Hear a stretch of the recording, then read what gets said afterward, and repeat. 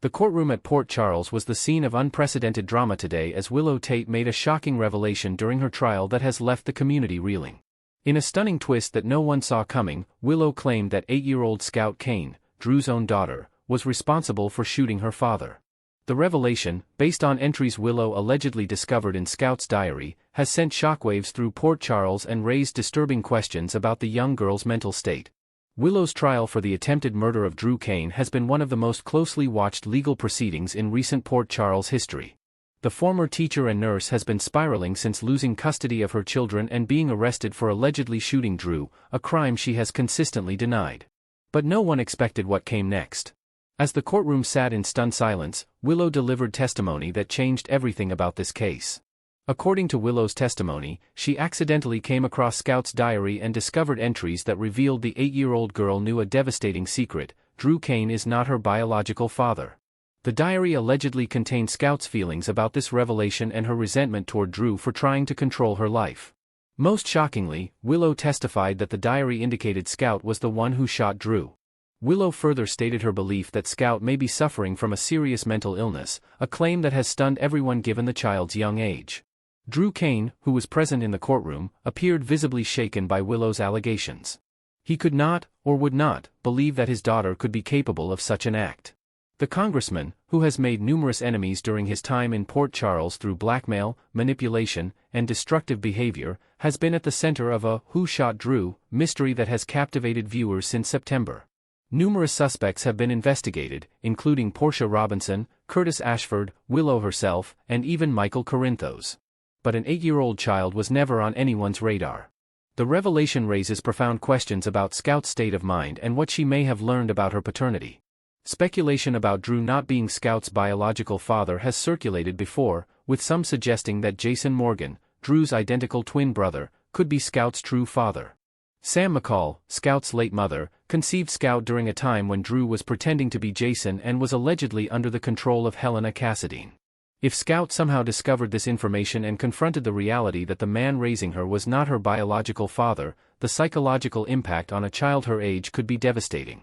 Drew has been fiercely protective of Scout, even going so far as to obtain restraining orders preventing Sam's family, including Scout's brother Danny and grandmother Alexis, from seeing the little girl. He has threatened to relocate Scout to Washington, D.C., pulling her away from everyone she knows in Port Charles. These controlling behaviors, according to Willow's testimony, are exactly what Scout resented and feared. The diary allegedly revealed that Scout felt trapped by Drew's attempts to control her life and that she desperately wanted to escape his grip. The implications of Willow's testimony are staggering on multiple levels. First, there is the question of whether an 8-year-old child could actually commit such an act.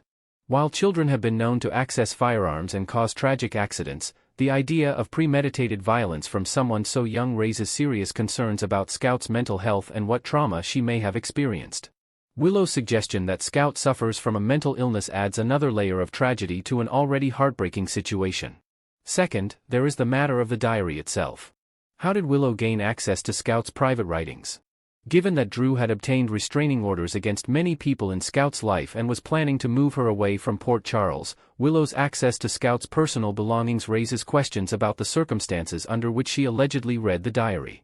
Legal experts will undoubtedly question whether this evidence is admissible and whether Willow's testimony has any credibility given her desperate situation. The revelation has also cast Drew in a deeply troubling light. Drew's behavior throughout this ordeal has been increasingly erratic and controlling. He has blackmailed numerous Port Charles residents, traumatized Willow's son Wiley, and attempted to frame Michael Corinthos as an addict.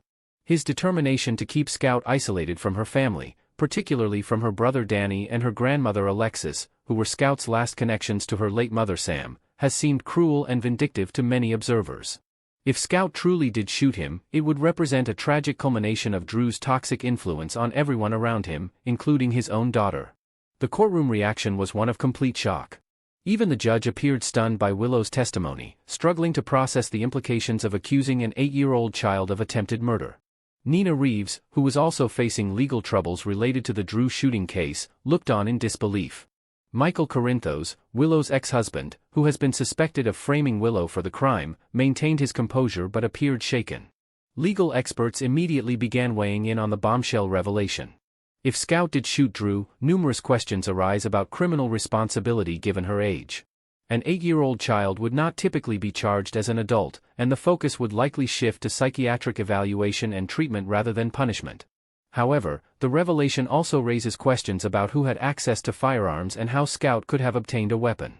Drew's own security measures and the circumstances surrounding the shooting would come under intense scrutiny. The revelation has also complicated Willow's legal defense. While her testimony could potentially exonerate her of the shooting itself, questions remain about why she waited until now to reveal this information. Alexis Davis, who recently agreed to represent Willow as her attorney, will have her work cut out for her in navigating these explosive new developments. If Willow truly believed Scout shot Drew, why didn't she immediately report this to authorities? Her delay in coming forward could be seen as an attempt to manipulate the legal proceedings now that she faces serious consequences.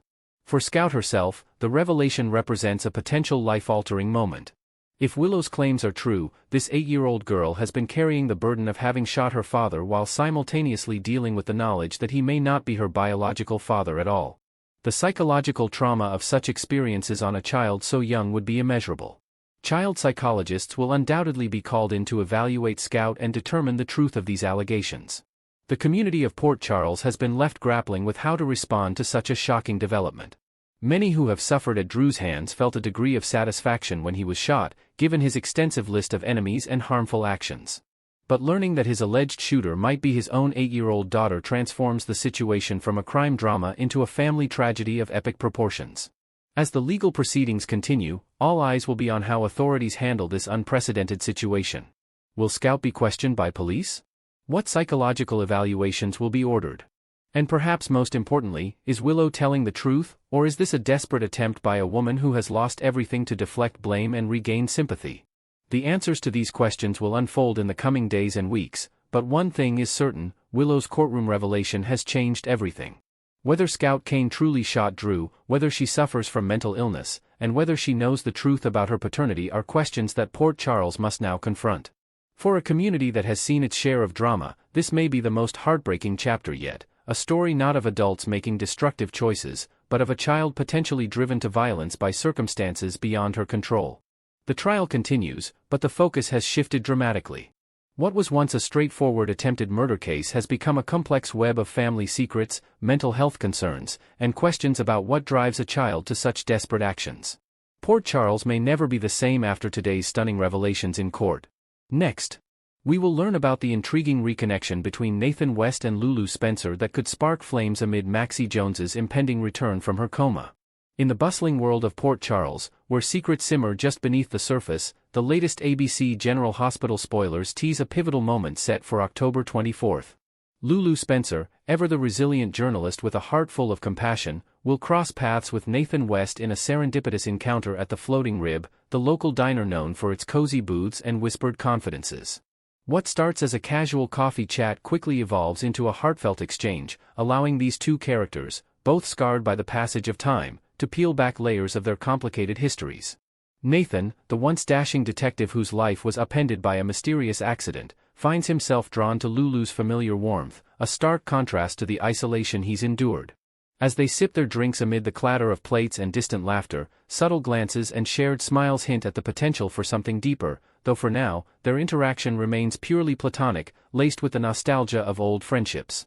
This budding reconnection isn't happening in a vacuum. It's rooted in Lulu's heroic actions just days prior, when she stumbled upon the wreckage of Nathan's truck along a foggy, rain-slicked road outside town. Picture the scene: Lulu, driving home late after a long shift at the newspaper, spots the twisted metal glinting under her headlights, her pulse racing as she dials emergency services without hesitation. Her quick thinking not only saved Nathan's life but also pulled him back from the brink of whatever shadowy ordeal claimed those lost years. When they finally meet face to face, Nathan's gratitude will pour out like a dam breaking. He'll clasp her hand across the table, his voice rough with emotion, thanking her for being the light that guided him home. Lulu, brushing off the praise with her signature humility, will simply beam and say she's overjoyed to see him upright and breathing, especially after the harrowing tales he's hinted at involving underground networks and forgotten alliances that forced him into hiding. Yet, beneath this surface-level relief lies a profound empathy that binds them tighter than mere coincidence. Lulu Spencer knows all too well the disorienting fog of lost time. her own 4-year coma, induced by a devastating explosion at the Metro Court, left her world irrevocably altered upon awakening. She emerged to find her son Rocco grown, her relationships fractured, and Dante, her ex, entangled in new romantic entanglements that tested her resolve.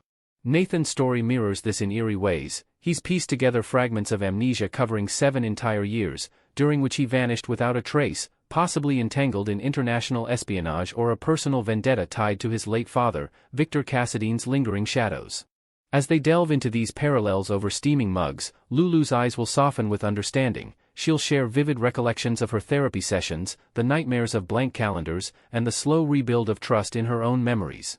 In response, Nathan might open up about fleeting visions of Maxie during his exile, fueling a mutual vow. She'll pledge to stand by him through the therapy marathons and late-night doubts, perhaps even introducing him to her network of supportive friends like her brother Nicholas, who overcame his own presumed death. What truly amplifies this evolving dynamic is their shared heartache over Maxie Jones, the vibrant fashion editor whose absence has left a void in both their lives. Maxie, trapped in a medically induced coma following a dramatic confrontation with a vengeful foe, perhaps tied to the ongoing Cassadine machinations, has been the unspoken thread weaving Nathan and Lulu together.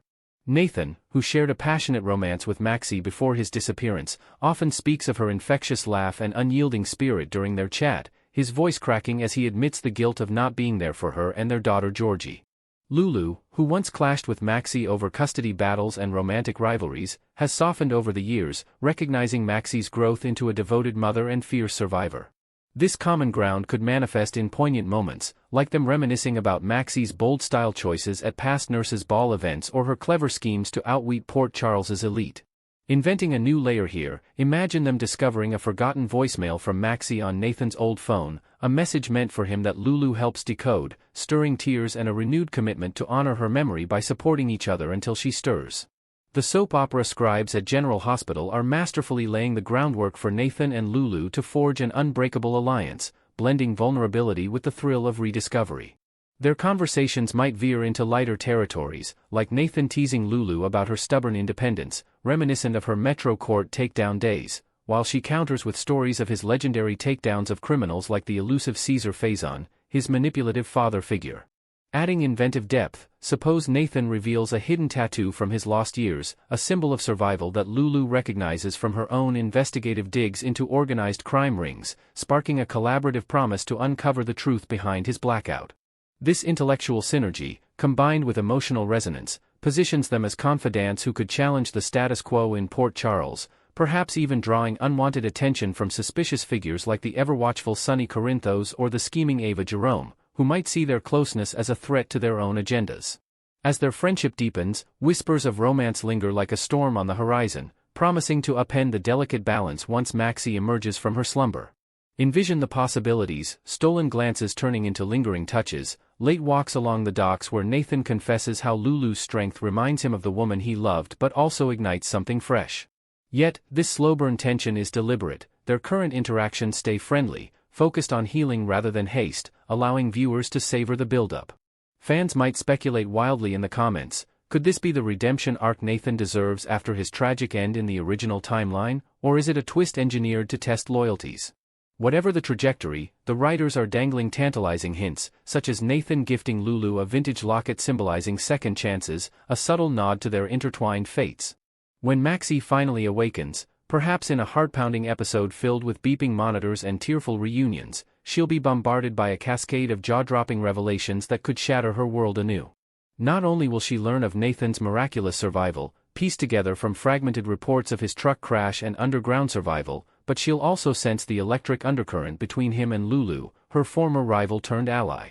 Imagine Maxie's confusion turning to hurt as she pieces together their shared vigils at her bedside, the inside jokes formed in her absence, and the way Nathan's eyes light up around Lulu in ways that echo his old affection for her. To heighten the drama, add a new element. Maxie overhears a snippet of their conversation about a potential joint investigation into her attacker's motives, feeling sidelined yet inspired to reclaim her place. This triangle isn't just about jealousy, it's an exploration of forgiveness, as Maxie grapples with her own changes, stronger, wiser, but forever marked by the coma, and decides whether to bless their bond or fight to rekindle her flame with Nathan. No matter the romantic entanglements that unfold, the upcoming scenes between Nathan and Lulu promise to be a highlight of General Hospital's fall lineup, rich with emotional depth and narrative intrigue. Their catch-up session on October 24 will unfold with raw authenticity, capturing the essence of second chances in a town built on them, and lay the foundation for a partnership that could redefine loyalties and loves alike. Next, we will dive deep into the shadowy secrets surrounding Veronica, Ronnie, Bard, and her seemingly perfect facade in Port Charles. On the surface, Ronnie appears to be the epitome of charm and warmth, a long-lost sister to Monica Quartermaine who has effortlessly won over the hearts of the Quartermaine clan with her gentle smiles and heartfelt stories of their shared past. Yet, beneath this honeyed exterior, Tracy Quartermaine detects something far more sinister, a calculated sweetness that reeks of deception, setting her apart from the rest of the family who shower Ronnie with unwavering affection and trust. As tensions simmer within the opulent walls of the Quartermaine mansion, Tracy's instincts scream that Ronnie might not be the benevolent newcomer she claims to be, but rather a slick operator weaving her way into the family's fortunes with ulterior motives hidden in plain sight. Delving into the family dynamics, it's clear that Ronnie's arrival has disrupted the long-standing equilibrium among the Quartermaines, who have always navigated their intricate web of loyalties and rivalries with a mix of sarcasm and solidarity. While Edward's memory still lingers as the patriarch who demanded unyielding family unity, the current generation, led by figures like Ned and Dylan, has embraced Ronnie as a refreshing addition, sharing laughs over old photo albums and swapping tales of Monica's early days that Ronnie miraculously recalls in vivid detail, complete with anecdotes about childhood vacations to the Cape that no one else remembers quite the same way. Tracy, however, stands alone in her skepticism, her sharp eyes narrowing whenever Ronnie offers unsolicited advice on estate matters or casually mentions obscure Quartermaine heirlooms that Tracy herself has catalogued for decades. This divide isn't just personal, it hints at deeper fractures, as Tracy whispers to close allies like Ned that Ronnie's rapid integration feels too polished, almost scripted, evoking memories of past con artists like the infamous schemes involving Luke Spencer in the family's turbulent history. Adding to the intrigue, Ronnie has taken to hosting informal gatherings in the mansion's sunroom, where she serves delicate pastries and regales guests with stories of her nomadic life before reconnecting with Monica, tales that paint her as a resilient survivor of hardships, from losing her way in foster care to scraping by in small-town diners across the Midwest. Details that endear her further to the sympathetic souls like Lois Cerullo, but only fuel Tracy's conviction that these narratives are fabricated to elicit pity and open doors to the family's wealth. The pivotal moment that amplified these suspicions unfolded around Brooke Lynn Quartermaine Chase's ambitious idea for a high-society tea party, designed to introduce Ronnie to Port Charles's elite and solidify her place among the influential circles that orbit the Quartermaine sphere. Brooke Lynn, ever the social butterfly with her music industry connections and unyielding optimism, pitched the event as a glamorous affair in the mansion's grand ballroom, complete with crystal teacups, floral centerpieces imported from the waterfront gardens, and an guest list boasting names like Carly Corinthos and even a surprise invite to Sonny's inner circle for added buzz. Ronnie's initial reaction was one of visible reluctance, her fingers fidgeting with a lace doily as she murmured excuses about preferring quiet evenings and avoiding the spotlight that had once burned her in past indiscretions she vaguely alluded to without specifics. What could have made a supposedly innocent woman so wary of such an innocuous gathering? Tracy posits that Ronnie's hesitation stems from the calculated caution of a seasoned fraudster, someone who has orchestrated scams in shadowy corners of cities like New York or Chicago, where one wrong introduction could unravel a meticulously built alias. Perhaps Ronnie feared the tea party scrutiny from sharp observers like Felicia Scorpio, whose detective instincts might pierce through fabricated backstories, or even the casual banter that could reveal inconsistencies in her timeline with Monica, details like the exact year of their separation or the name of a mutual aunt that no records seem to corroborate. Ultimately, Brooke Lynn's persuasive charm, laced with promises of low-key vibes and supportive family backing, wore down Ronnie's resistance, leading her to agree with a tentative smile that masked the storm brewing beneath. At the heart of this escalating drama lies the bombshell inheritance that has left the Quartermaine legacy in upheaval, a decision by Monica that defies all expectations and traditions etched into the family's DNA.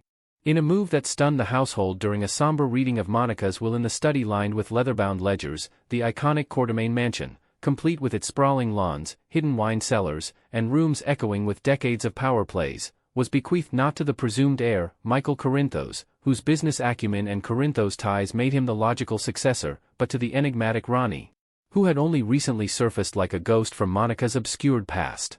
This twist perplexed Tracy on multiple levels, First, the audacity of granting such a prized asset to an outsider by blood ties alone, ignoring the Quatermain bylaws that typically favor direct descendants with proven loyalty. Second, the emotional betrayal felt by Michael, who had poured his heart into managing the estate's upkeep amid his own custody battles and corporate battles with ELQ.